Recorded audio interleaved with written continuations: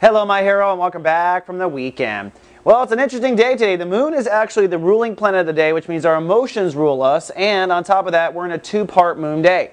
As we wake up, it's going to be overcast and hyper-aware for the heroes. The moon will be in your house of health and lifestyle, so you're going to be emotionally sensitive for one more day, or at least a half a day, when it comes to your body and your sphere of influence. That's the places you roam. That is your space at work. It's your space in your commute to work, and it's your space at home too. So you are emotionally sensitive to your space, probably until lunchtime or so, at least in the United States.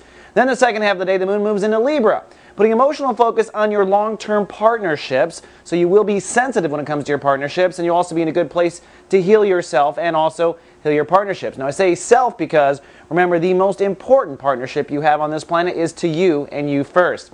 Now zipping around to the sun, we're now in Chapter 2 of Sun in Gemini. The topic this month for you is the way you communicate and the way you manage your mind games, etc., and also your overall attitude. In Chapter 2, we're going to be exploring with what your options are. In Chapter 1, we identify where your mind may betray you, where you may hang yourself up, and I have some extra good news. Mercury today is direct. Actually went direct yesterday. You'll probably feel it in full swing today.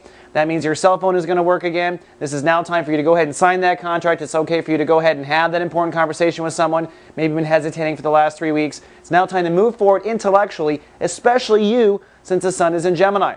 But I also have some other news. Neptune and Chiron are now retrograde. Planets are just wish-washing everywhere. Now, Neptune has been direct for several months. It actually does this twice a year. It goes indirect and then it goes retrograde.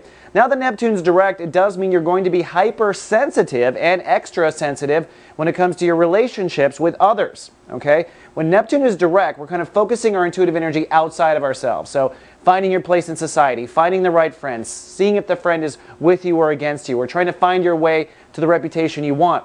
Now that Neptune is retrograde, you're going to be extremely sensitive and acutely aware of these relationships and how they're affecting you in the next few weeks. And because Neptune is conjuncting Jupiter, there is a potential for going too far. So if you find yourself super worried about a certain friendship or super worried that you overplayed a certain situation, you have to ask yourself with your logical mind, does this make logical sense? Because the Neptune retrograde energy makes you acutely aware of everything. And that's perfect for managing your life, but on top of Jupiter, it can't go too far.